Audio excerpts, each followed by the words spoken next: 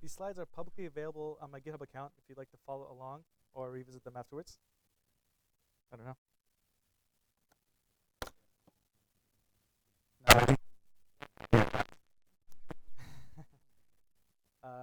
I'll start over. Hey everyone, my name is Rafael Campana, and today my talk is going to be about Reason. These slides are publicly available on my GitHub account if you'd like to follow along or revisit them afterwards. I've included links in various slides for attribution. Just a little bit about me. I am a software engineer with a focus on the front end. I work at Precision Effect, where we build creative campaigns with pharmaceutical, device, and diagnostic companies that are changing the way medicine is practiced. In this talk, I'm going to try to explain what Reason is and how it can help us write better, simpler, safer web applications. I'm going to talk briefly about types and the aha moment that helped me understand how we can use a type system to give us guarantees while releasing us from having to keep entire code bases in our heads. You're going to see some code examples that may look surprisingly familiar. By the end, I hope you will all understand why Reason is kind of a big deal and maybe learn enough to feel comfortable writing your own Reason apps. Okay, let's talk about the problem we're addressing today. Maintainability. At a certain scale, pure JavaScript is hard to maintain. It's easy to break things while introducing new features or refactoring existing code. This is not a new problem, and several projects have attempted to solve this, including React. And to some extent, it did make front-end applications easier to maintain due to its declarative style. But once an application reaches a certain size, it's still hard to know for sure that changes in one area of the code base won't break another area. So you introduce tools like Redux to help manage application state and Flow to add type safety. Both tools dramatically increase maintainability. So why do we need Reason?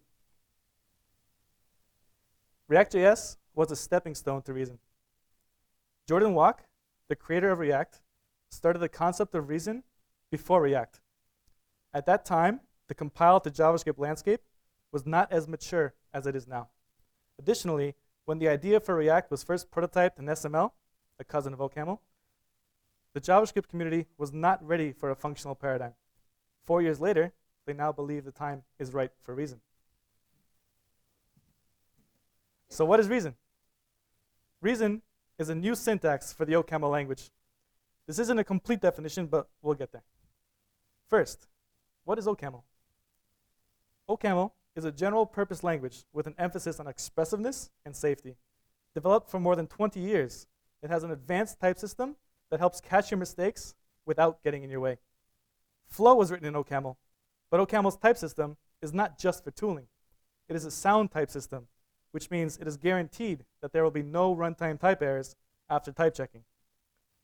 So we have to ask, if OCaml is so great, why is no one using it? First, many companies are using it, but it's certainly not mainstream. Second, from my own experience, I've tried getting into OCaml before, and for me, it was just hard to get started. That's where Reason comes in.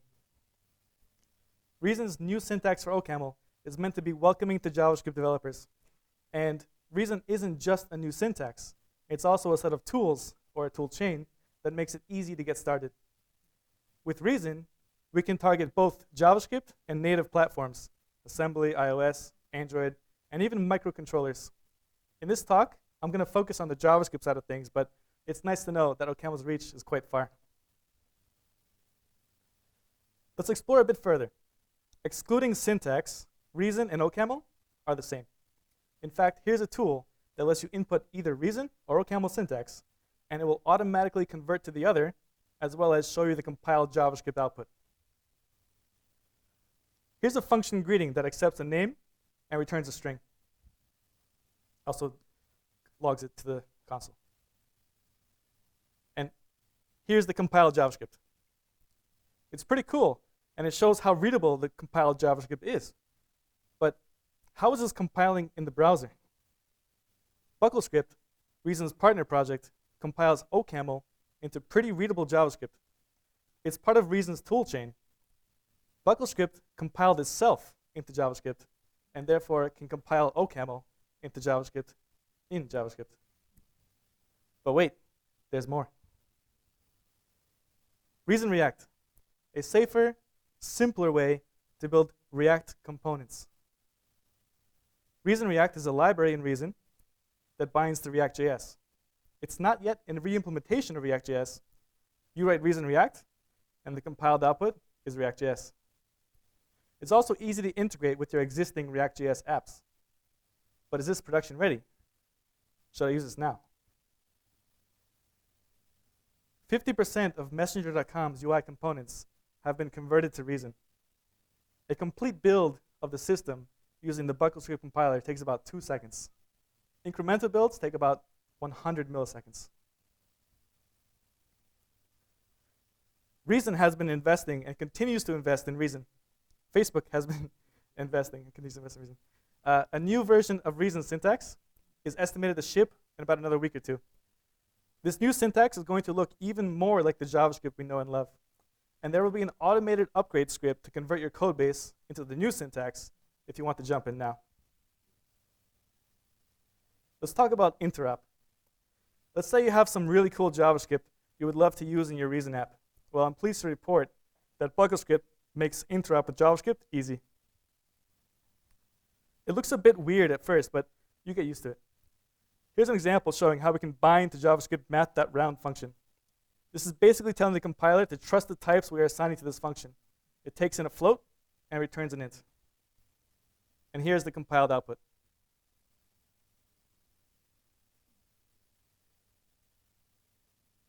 I'd like to take a minute to share an aha moment I had recently about types, which was that we can use the type system to make invalid states unrepresentable, and therefore make our code a lot easier to maintain.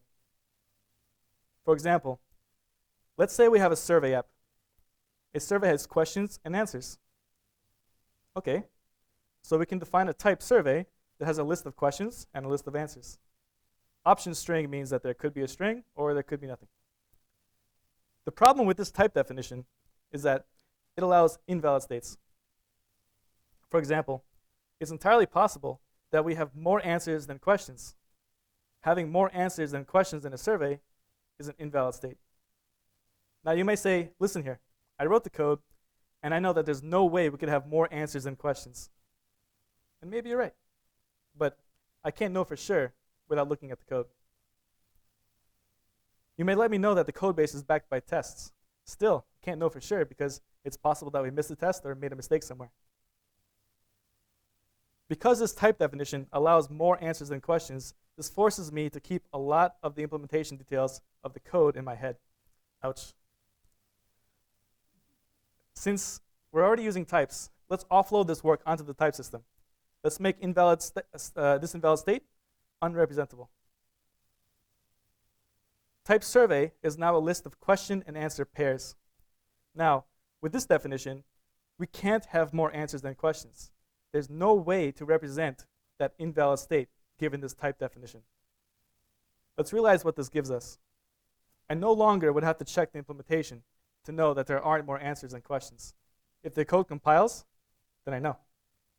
I wouldn't have to write any tests to verify this because a test with more answers than questions wouldn't even compile.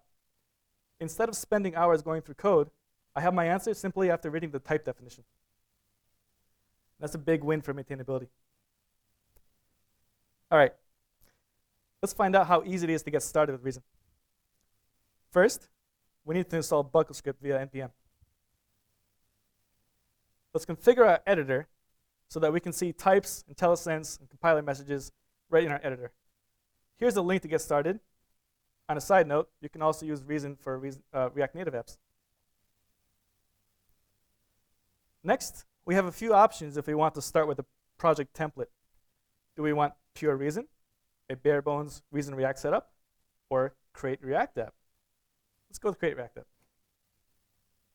It's the same create React app that we all know and love, plus Reason scripts to configure our Reason development environment. We get a progressive web app by default, hot reloading, Webpack configuration, npm scripts, the works. Let's look at the code. First, we import our components CSS. Webpack will handle the rest. We import our image using BuckleScript. The BS module declaration will compile to a require statement, and Webpack will handle the rest. Reason React does not use or need classes. The component creation API gives you a plain record whose fields you can override. Records in Reason are like JavaScript objects, but are lighter, immutable by default, fixed in field names and types, fast, and of course, nicely typed. The newly created records fields are dependent on the kind of component that you are creating. Here, we are creating a stateless component. The make function is where you override the component's records fields. You can think of the make function as a combination of React.js's constructor and will receive props, since it's called at every JSX invocation. Message is a prop. It's also a labeled argument to the make function. Reason can also have optional labeled arguments. Since this prop isn't optional, if this component is invoked without a message prop, the compiler will happily let you know. And that's pretty awesome for maintainability. Child is also a prop. It must be the last argument of the make function. Since we're not using it here, we preface it with an underscore to prevent the compiler warning about an unused variable. I bet you already know what the ... is doing. It's the same as JavaScript. The render function also looks quite familiar. JSX is built into Reason. One difference between React.js and Reason React is that the JSX tags cannot have strings as children. They need to contain React elements. Here, a function is converting message, which is a string, into an element. I believe this syntax will be changing in the next week or two. The make function returns a record of the same shape as component with the render field overwritten. It's like a... Let's look at a reducer component. Here we have a simple video player that can be played and paused, and it can show a modal or hide it. Looking at the code, we now have a type action and a type state. A component is now a reducer component instead of a stateless component we saw earlier. Reducer components are like React.js stateful components, except with the concept of reducer built in. The only way to change the state of this component is by triggering an action. In our state, we have a ref keyword on line 8. This is referring to a reason ref, which means that this value is mutable. In React.js, it's normal for us to keep variables outside of state to prevent triggering a re-render when they change. In Reason React, these variables are kept inside of our state using the ref keyword. They are instance variables and won't trigger a re-render. So we know that our example video player component won't re-render when state.video changes. The make function is looking pretty familiar. Since this is a reducer component, we have a new field called initial state that is needed to override, that we need to override. This is of type state that we saw earlier. Initially, the video is not playing, the modal is not showing, and we don't yet have a DOM element.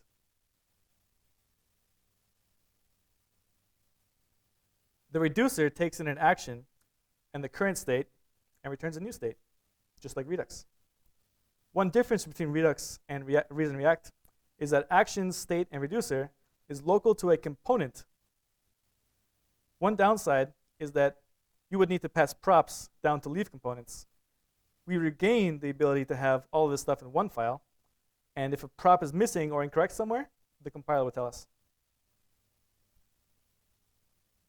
Let's break this down. First, we're going to switch over all of the actions our component has defined. If we miss an action here, or we have an extra one not defined in our action type, the compiler will happily let us know. We're going to focus on the toggle video action.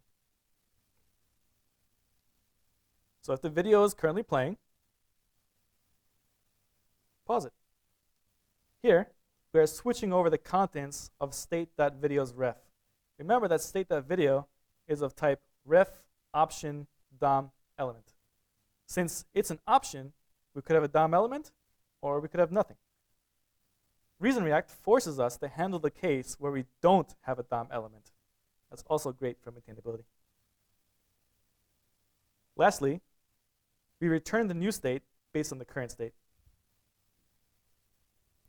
Let me go back actually so you can see it more.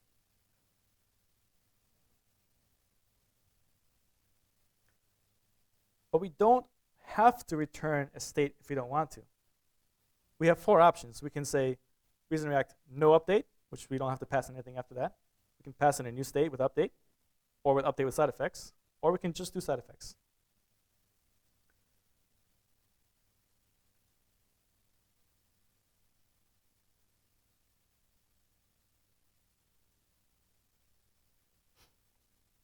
The render function is also looking pretty familiar.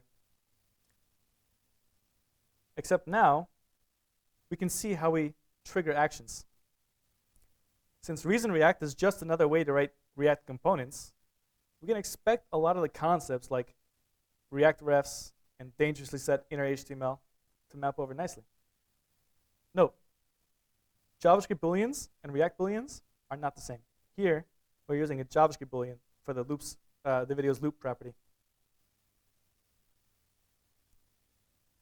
In React.js, it's common to compare old and new props. To do this in ReasonReact, we need to declare a component with retained props. Let's look at what this looks like in code. First, we declare a type for the props. Oops. We declare a type for the props we wish to retain. We don't need to retain all of the component's props. We're free to define this any type as we wish. Here, we have a stateless component with retained props. This will create a record with a couple of extra fields that we will need to override. The field is called, unsurprisingly, retain props. Here, we are retaining the message prop. We hadn't mentioned this earlier, but ReasonReact has access to all of React.js's lifecycle hooks, except with one exception. A component will mount. For that, just use component did mount instead. Inside did mount, we can compare the old and current props and do whatever we like. So to answer the question from earlier, why do we need Reason? Because it's a lot more maintainable. And also Elm is pretty awesome too. These are some resources that these are other talks that have helped me understand ML in general, and I share them for other people to look at. This is a big thank you for everybody at the Discord channel for helping me get started with Reason. I encourage you all to join the Discord channel also and ask questions as you need to. Big thank you to the React.js Boston for having me, and thank you all for listening.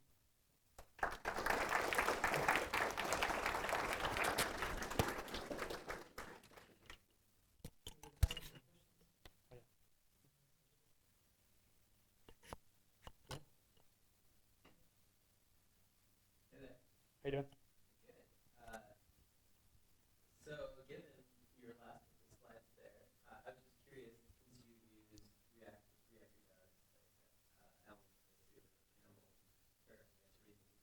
how would you compare and contrast the more similar ones? Like I know there's also another one like Babel, like all these like similar vein ML to the front end sort of things. You want to show everyone? Yeah, thanks. I may have not thinking too about this stuff. So I would say that Reason allows more escape hatches than Elm in my experience. I think that's probably why Facebook chose OCaml as a language to use. But I think Elm is super fantastic, and if you are okay with using ports like the way that Elm gives you, then that's fantastic. I think it's fine. Yeah, I think it actually has more maintainability. But you guys opted to use Reason to work, right? I don't use it in my work. Oh, this is like for my personal. Cool. More questions?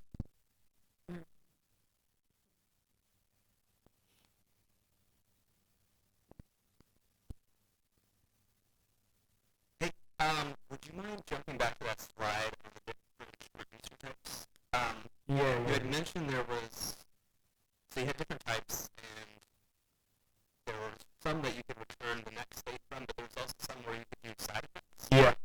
And can the two happen together, and if you're performing a side effect, they don't? So it's basically four different options. One is nothing at all. You return no update. Two, let me go back to two, you update the state. So you say using that and you update, and you pass in the state, which is the same shape as type state. If you do using that update with side effects, you also pass in state, but then you have access to a function that takes argument self. And in that function, you can do whatever you want. So the self argument has access to state, so it can mutate state also, or call actions and stuff like that. Sorry, so does that last one do state updates and side effects? Or Yeah. So you can do the two together. Yeah. And then I'm sorry if I made it not clear. And then the other, the third one is if you want to do any update, but you do want to do a side effect. Cool.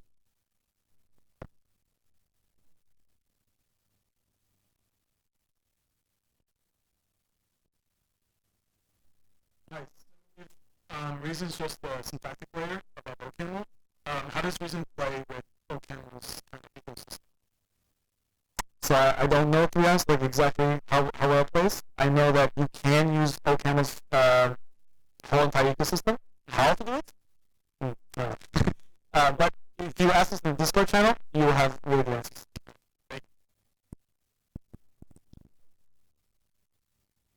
So how do you go about typing responses from APIs? You just like fetch some JSON or something. How do you go about typing? So I haven't done it personally myself yet, but you can. So you're talking about like sending a HTTP request and getting a response. Right. And like, so how do you like type that and ensure type safety, whether it's an actual response or There is you can decode JSON in both Elm and Reason. I'm not sure what the similarities and differences are. I know Elm, if you take a response, if it doesn't match exactly what you defined as, it will say this is like it will not allow that invalid state to happen. I'm not sure exactly how it does in Elm, but I imagine like you have control. But I would ask the Discord channel also. Hey, could you cover a bit about runtime debugging using Reason? Like specifically, like what? Specifically in the browser environment. I don't know if this will answer your question, but I'll say this. So when I'm doing pure JavaScript, I'm doing a lot of coding in my editor, and then switching back to the browser, doing some like manual testing and maybe some automated testing. Okay. Whereas in Reason or Elm, like you're doing a lot of work in the editor, and if it compiles, like you're pretty confident. So validation covers a lot of stuff, right? Oh yeah. Yeah.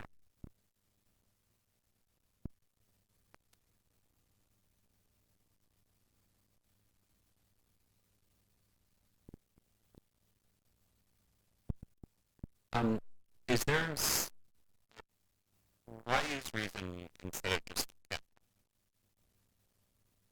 If you are comfortable with the camera and you get it, do it. And this is for people who are kind of intimidated by camera, in my experience. Like, and it's me too. Like I tried getting a camera before, and it was hard, you know. And this is a whole like I have a clear wrap already set up for me. I just go ahead and change the stuff I want, and it works. Like it's amazing. You know, like OCaml it's just hard to get started for me. Any more questions?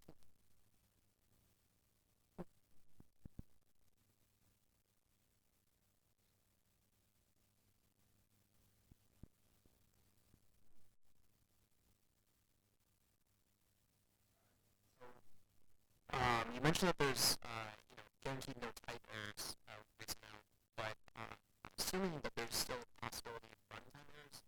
Yeah. Timeout or something. Is there the idea of like trying to catch those? How do you handle errors? So one thing I was mentioning earlier was that if your type system is if you thought about your types really well, you're going to limit the possibilities where this happens. Of course, there's escape hatches, so you could have a runtime error if you wanted to. you have side effects also. In OCaml, you can have side effects in a function, whereas in Elm you can't.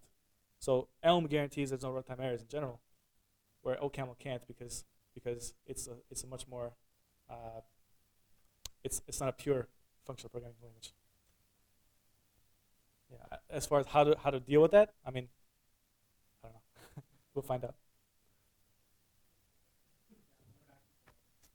So for Flow, there's like that Flow type repository where you have these third-party modules and you can get the typings for them. Is anything like that going on for Reason yet?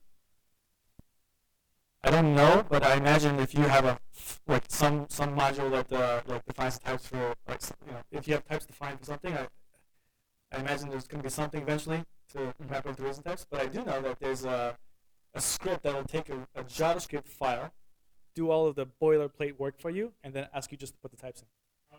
Yeah, so there is some tooling there. This is also really new, so I imagine things will get much better later.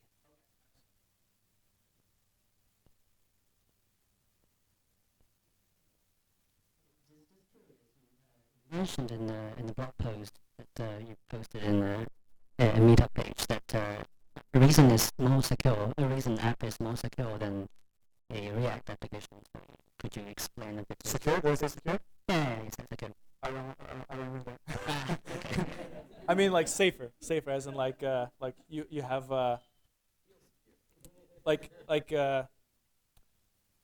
I have more confidence with a compiler behind my back than I do with not a compiler. Yeah, no. I could fix the bugs.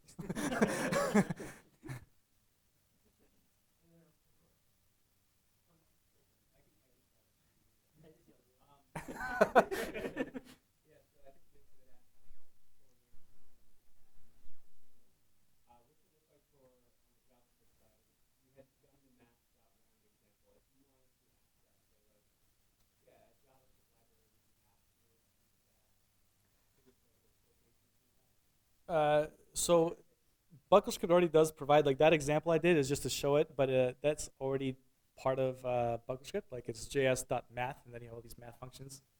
But can you repeat your question? Yeah.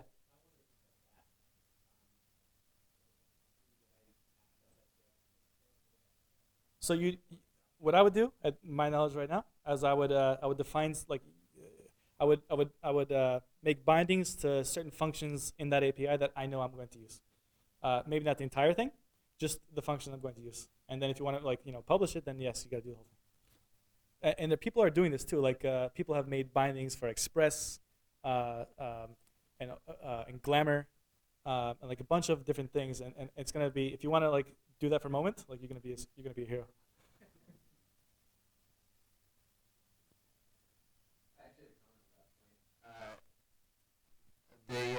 So while you can do bindings, a lot of times because you have a lot more ability to write the library with all these other language features, at least in the Elm community, it's actually the guy Evan who wrote Elm. He recommends that while people take inspiration from JavaScript libraries, they try their best to implement new versions in the native ecosystem, because you can get a lot more benefits, and then you're speaking the same metaphors and all that. But you can still wrap libraries pretty easily.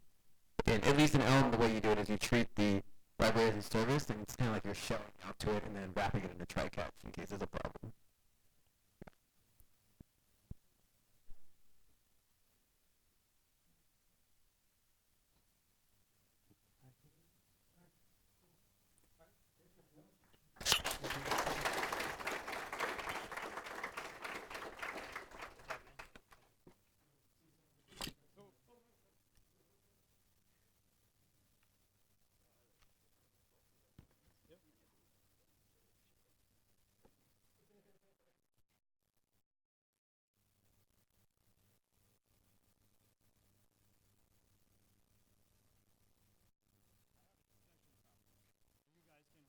Among yourselves. If we are building all these languages to compile to JavaScript, what's going to happen to JavaScript? Just asking. I mean, this is coming from a guy who loves SAS. So, you know. Hold on, I need to move this to.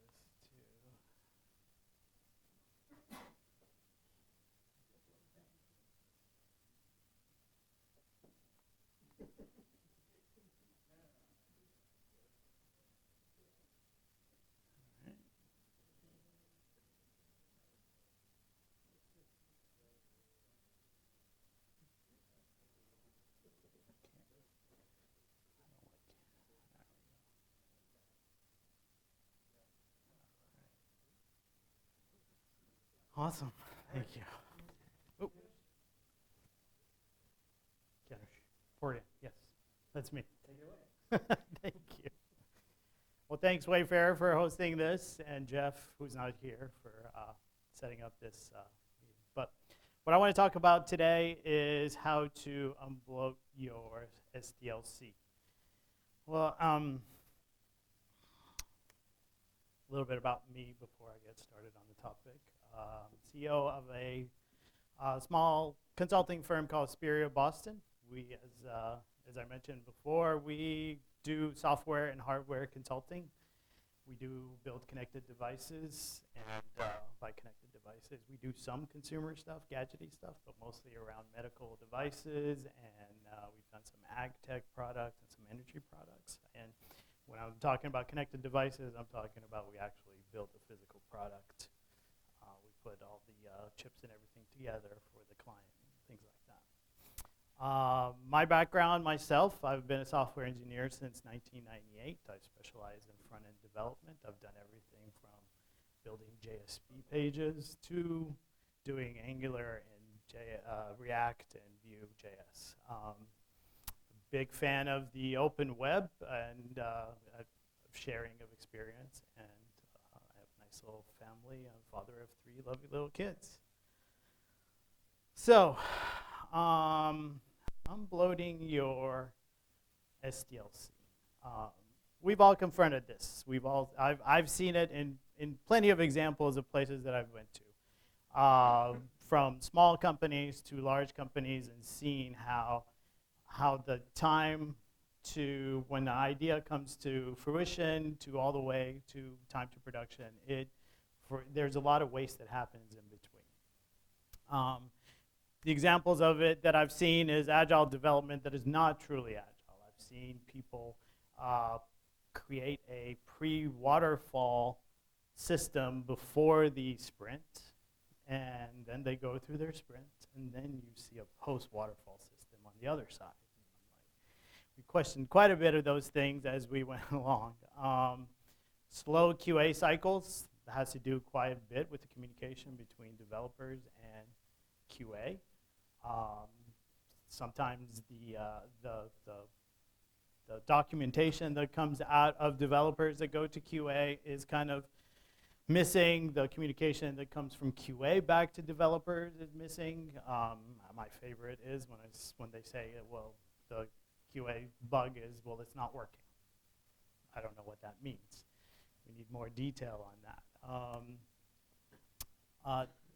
The other thing is communication between design and developers. Sometimes it's slow, sometimes design system feels like, hey, if we give you the PDF and the PSD, all the information is there, now go build it. Doesn't necessarily mean that is exactly what information is needed and how it can happen. Result of this is the estimation and time to production is very inconsistent. I spent 8 years working at Staples, and I know we had quite a bit of issues with this SDLC issue, loading. And the hardest thing for us was when they came to us and gave us the requirements and said, well, how long do you think this will take? We'd estimate something like, oh, it's going to take 6 months. Usually the reply was, well, can you do it in 3? So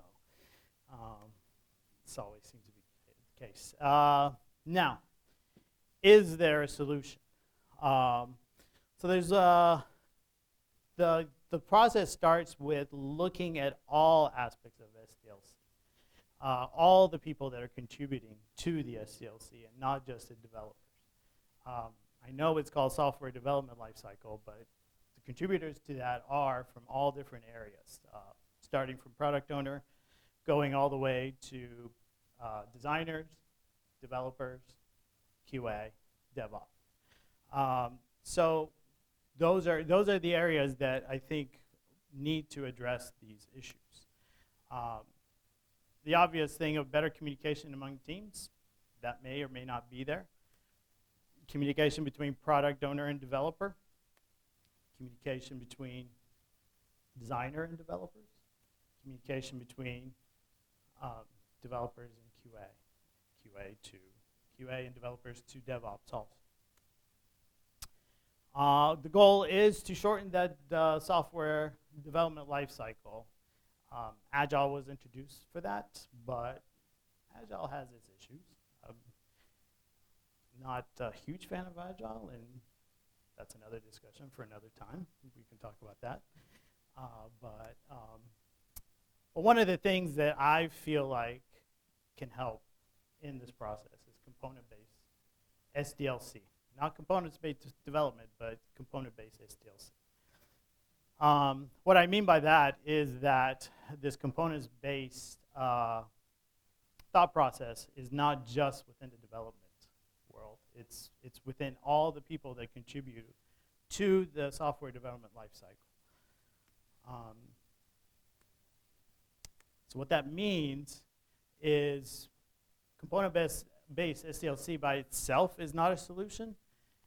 Well, the adoption must be by all who contribute to this. And these contributors are, as I mentioned, range from product owners to designers, developers, QA, and DevOps. So what does that mean? So let's look at this, for example. The idea starts from the product owner. Product owner says, I want to add this feature, I want to create this application, I want to create this product. It starts from there. They come up with a business proposition for it. They get the funding for it. They grab a designer, say, hey, can you put this idea of mine on paper? They put it all, the designer designs it for them, put some pretty colors, pretty fonts, all that stuff on there. Then they pass these designs either in a PSD or PDF file back to the to the developer, I'm sorry. The developer starts implementing it. Once it's implemented, there's quite a bit of back and forth that happens, but then it goes to the QA. And from there, it goes to production, and the DevOps team put it into production. And then there's a cycle of maintenance that happens, which again gets a product owner, a designer, a developer in the process. Let's take, for example, the part where the designer takes the PDF and PSD, the PDF portion of it. For example, they make these beautiful PDFs, they print it all out. The moment it's printed out, it's obsolete, because inevitably there's something that happens, that design changes. And rarely do they ever go back and reprint those 500-page PDF files and give it to the developer. So there's a bit of a breakdown that happens there. Also with what happens between the developer and the QA, there's a missing component to it that doesn't get translated very well. So what is the solution here? What are we talking about? So what I'm promoting here is that I'm a huge fan of component-based development, but I don't think it resides only in the developer's world. It has to start from the very beginning with the product owner. When the product owner conceives the idea, they conceive of it as holistically as they can. But then, because they're close to the product, they further down the line can, with the help of a designer, break that break that product down into its individual components. And the designer should be also thinking about the application that they're building as individual components that they are building individually, they can live autonomously, and they can be passed to the developer as an individual component. Take any page that you go to regularly, anything that you do, take an e-commerce site. There's always a shopping cart, there's a description for the item, there's an image, there's the buttons where you add to cart, wish list, all that stuff. All those things can be broken down into components. Unfortunately, what we get from the designer side is, here is the page. Now go build it. Now, if we're smart enough and we're using something like React, we think about it as a component, and we break it down into small components, and we start building those components. But it'd be very, very helpful if it comes from them, and they start thinking about it in a component way. On the flip side, as the developer is starting to create this, if they take those designs, take those designs, and they start implementing it, and they start building test units around it. And those test units are passed from them to the QA team, where the QA team puts a script around it and starts using those unit tests as a functional testing method that helps them with regression testing and kind of moves forward. And this back and forth between the QA and developer can help out quite a bit. If there's any scripts that the QA creates where it can be passed down to developer that can be used, those are also helpful. And as it moves forward in the promotion process and it goes to the DevOps, if we create what we're creating in a proper component-based level, then the promotion of that to a staging environment or a production environment can be just that simple one component and all the things that come along with it. It doesn't have to be this huge push to production that goes along with it. So those are the things that we try to promote within our clients and what we try to advocate to be implemented.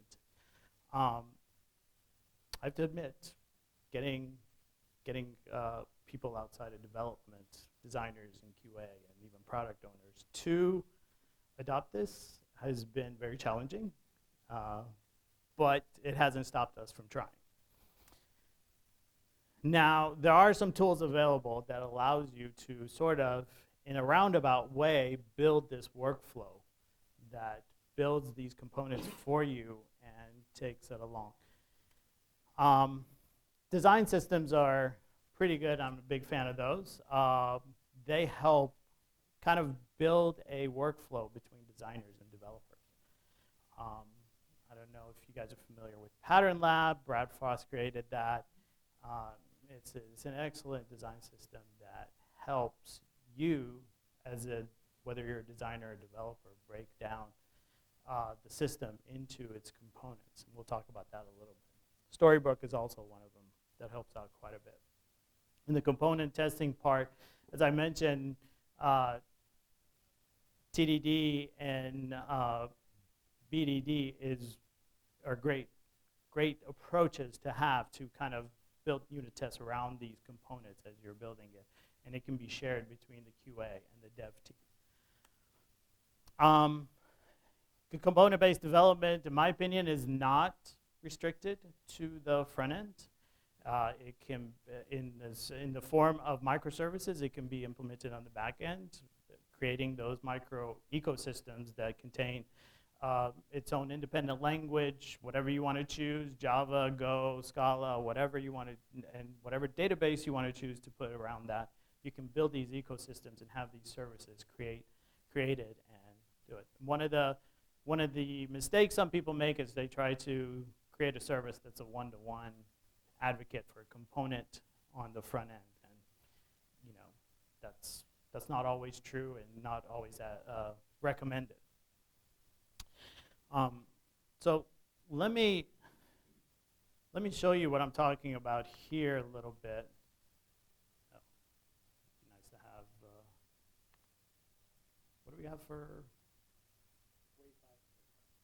This one?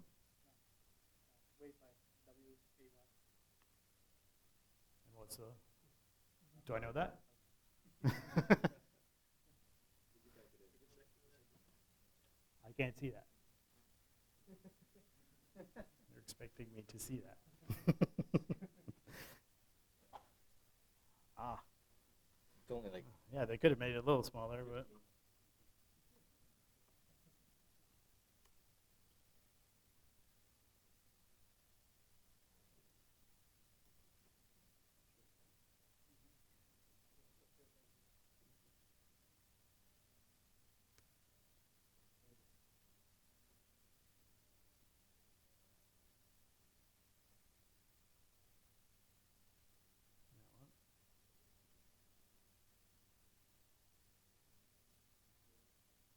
Am I in? All right. So here's pattern lab. Let's pretend that we're creating a height tracker application, and our designer has created this, became to us in the form of a PSD, PDF file, and we're starting to build this. And our job, in an ideal world, we'd be sitting with the designer and breaking this down into its smaller components. In this case, let's take a look at, like, you have your header, you have your hero image, you have your images with caption, you have your blog titles with description and all that. So these are all can be broken down into components and further broken down into components. So what Pattern Lab follows is this concept of atomic design. And basically what atomic design does, it says, I'm going to take all the elements within a page, and I'm going to break it down into its smallest component, which is atoms. Then one or more atoms put together is going to create molecules, and one or more atom or molecule put together is going to create an organism. And then after that, we abandon the biology analogy, and we go to templates, and then we go to pages. So what we're looking at right now is a page. And you'll see that this is the home page, and then from here, this is a template of the home page. This is where all the different elements of the home page are. So if we go take a look at the organism, let's take a look at the header by itself, right? So this header is made up of quite a few different components in here. And one of the good things that Pattern Lab has, it can show you this pattern information that you have over here. And you'll see that it tells you over here what the name of a component is, and it says this header pattern contains the following patterns. It contains a molecule of logo, molecule of primary nav, a molecule of search. And it also tells you where this header pattern is being used. You have space for annotations and things like that. And over here, you'll see that you have a mustache rendering, not mustache rendering, but written in mustache. And you can get that same thing in HTML. Now, one of the things that we like about this is because this is a common language that we kind of can communicate between us, developers and designers. Now, if we go further in, you can see, for example, this molecule, that's the logo. Here's the mustache and HTML version of it. You can see the primary nav, and you can see the search, right?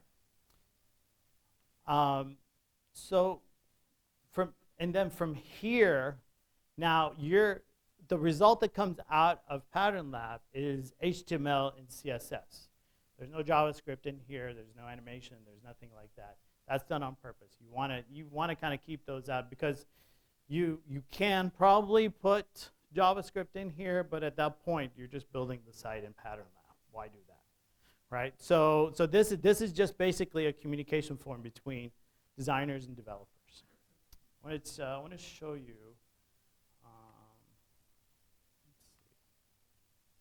Take a look at this. Take a look at this. So this is just a basic stack form. You'll see it has a logo, it has a button, it has a couple of fields for you, right? if we look at the pattern information, you'll see that it has the logo and it has a stacked form, which is basically, this is an organism that has multiple forms. It's got a text area, it's got text field, and in here you can go further down, you can look at the field and you see all the things that come with it. What happens here is we can easily take this HTML, copy it, and if you're building it Angular, you can put it in Angular component. If you're building it in React, you can put it in a React component and start building that. And from this point on, your communication between your designer, your workflow essentially from your designer and everything that's communicated to the designer back to you is done through this method. So anytime any changes happen, the designer goes in here and makes a change. If they want to change the font, if they want to change where the label is put and all that stuff, it happens in here. Then they send it down to you and you start implementing it into React. So this always stays consistent.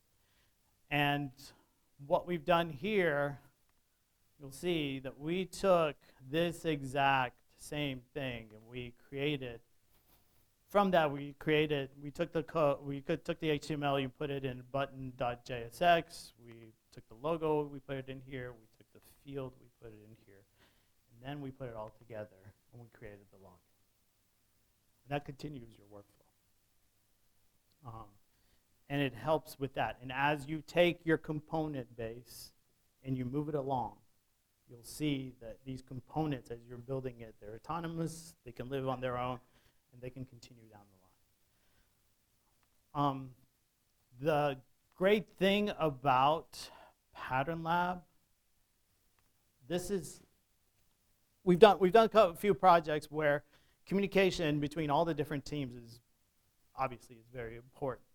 The product owner wants to see what their product is going to look like before it goes to production, and at every level they want to take a look at it. So for us, we've all experienced this where the design looks great on a PSD, it looks awesome, but then you start implementing it and you run into troubles with CSS, you run into troubles with HTML, and the developed page may not look exactly like the design page. If you got a good team, they don't want exact pixel rendering of it, but there are some changes, and for us, this helps out quite a bit to say this is what your page is going to look like. You can open this up on every browser, and you can see what it looks like on every browser, and you can troubleshoot it. You can go small version, you can set the different version, different sizes in here, and you can say, this is what your site is going to look like on these different platforms and device sizes. So that's what we try to promote as we go along, that this component-based development goes along. And I don't have time right now to talk about the testing part of it, but the testing part, it can equally be built and passed along to the QA team, and there's another back and forth that goes between them.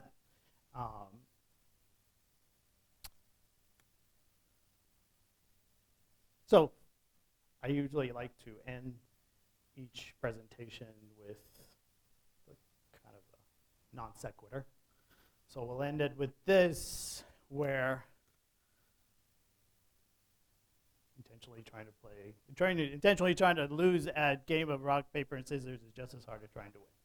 But anyway, I just wanted to leave you with that, and thank you.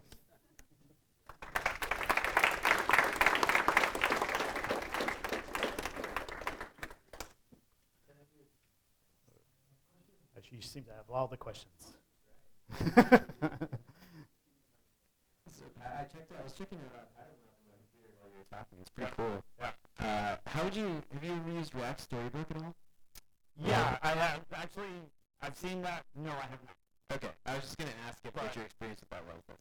Yeah, unfortunately, I think we're too big of a fanboy of Pattern Lab to go into anything else. Yeah.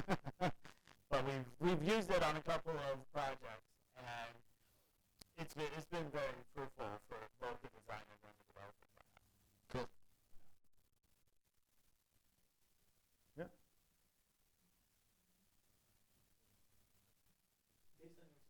these kind of companies, when do you think is a good time to start developing? Is it very early or is it very late? Yeah, yeah. It's trying to change the mindset when they're running set is really really hard, and getting the buy-in is yeah.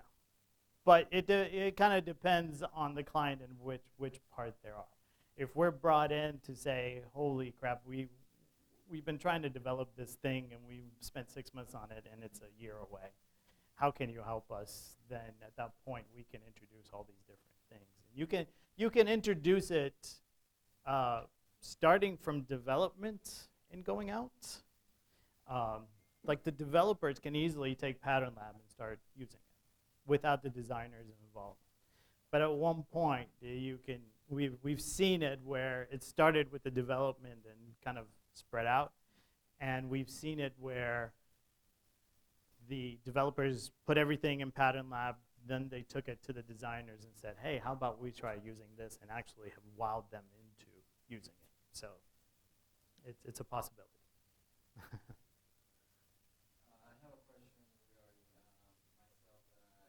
Design my own apps and I code them myself.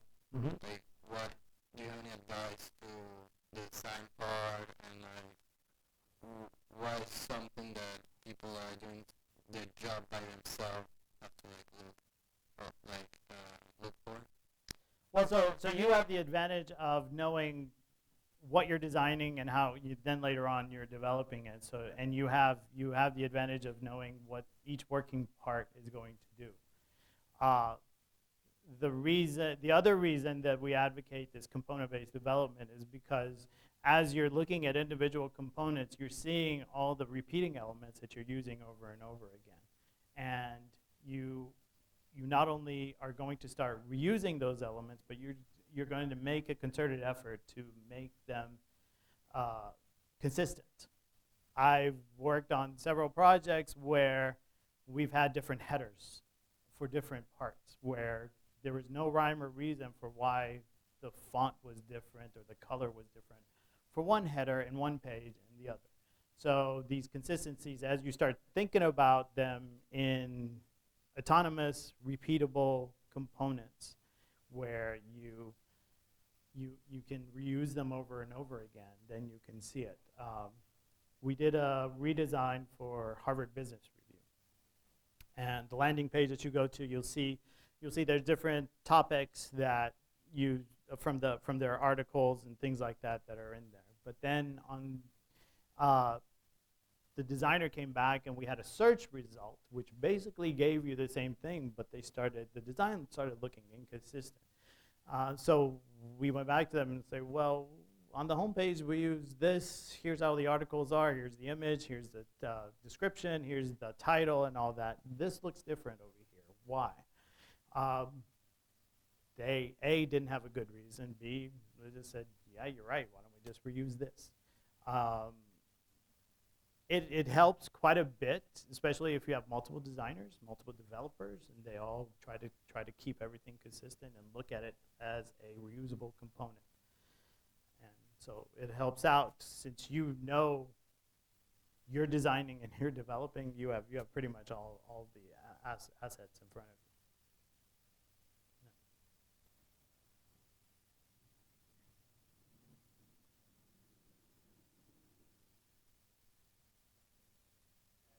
Seems to me that the methodology of promoting is it's sort of offloading the job of the product owners to the other roles in the cycle. That so in this setting, how who makes a final decision on of modifying a reusable component? So I don't know if I agree with you with offloading the work of a product owner to other people, because in my experience, a product owner looks at it in a holistic way. They don't really bother with, okay, let's reuse these components here and there, right? It's when it gets down to the nitty-gritty, starting building use cases for things and saying, okay, we use this component over here. can we reuse it somewhere else, right? So, what was your question again? The problem with reusability is that you want to naturally intend to use it everywhere. No. I'm not promoting that you take one component and use it everywhere you can. I'm saying if they have enough common elements to it with minor differences, then there should be some reusability in there. There's been some search boxes that on some pages have to look different than other pages, and because of the design, it's okay. But that's regardless of this. There's always a back and forth between the product owner, designers, and developers on, well, why are we using a green font here versus a red font here? You have to ask that question, right? So those are the questions that are going to come up as you're starting to develop, whether it's can we reuse this other component here, and if not, why not, right? To me, it's okay to ask those questions, because the sort of I don't want to say lazy way, but the easy way is to say, just build it. I don't care if it looks different, right? But we want to be able, if we're going to create a React component that does the search for us, we want to be able to create one React component that fulfills that search need without having to create it over and over again and cut and pasting same essential code. Right? Thank you.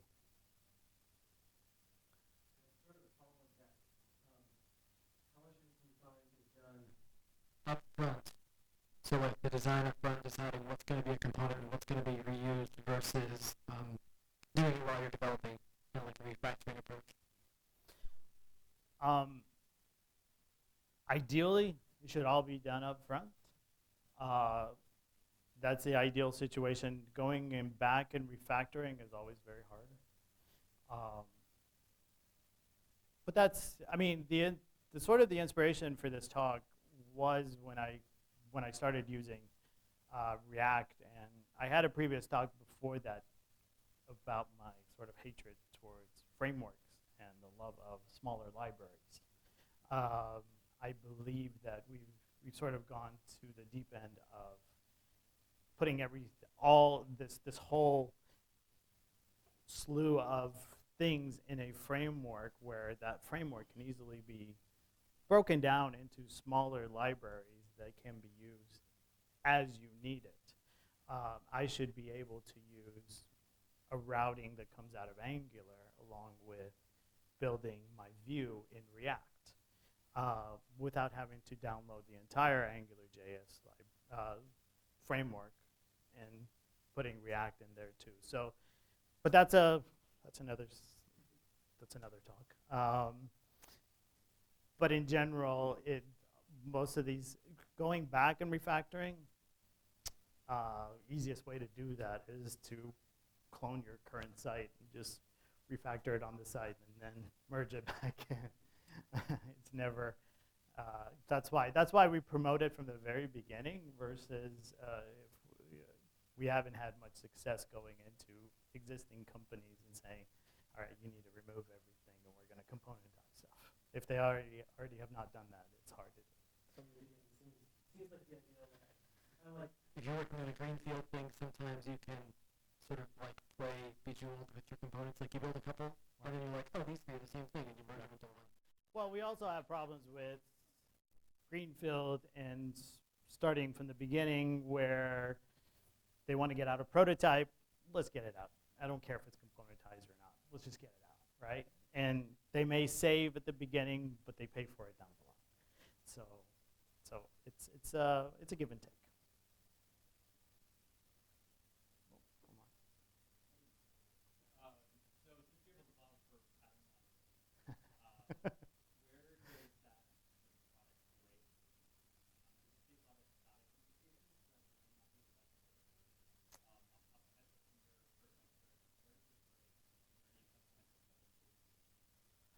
Well, where it breaks is where people have a different notion of what the product should do for them.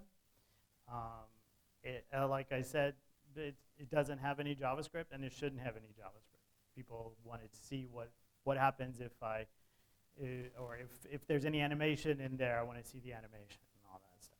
And that's not what it's there for. It's there to sort of, it's a sort of a pre-build of your HTML and CSS, and you be able to see what it's going to look like on your desktop. Where it fails is, all the other area that it fails is if you're doing a mobile app, it's just not it's useless, right? Other than if you're doing a responsive site, but other than that, for a mobile app, no, can't use. But what was the scenario you were thinking? Yeah. Right. Well, so that's the, I mean, that's later on down the component-based development that you say, okay, this component is going to have an input and an output. And here's what I'm looking for, here's what I'm listening for, here's all the different things. So it can live autonomously, but it's listening for things. And in the React world, it can be any kind of broadcast or any kind of, what's the Redux word? What does Redux listen to? Reducers? Is that right? Yeah. Actions. Oh, sorry, actions. So, you know, but it lives. That's not the use of Pattern Lab.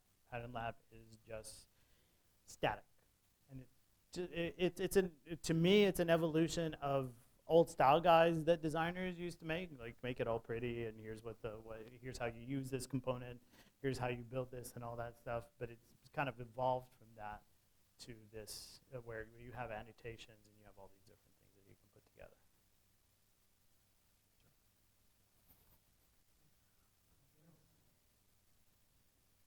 Well, thank you very much.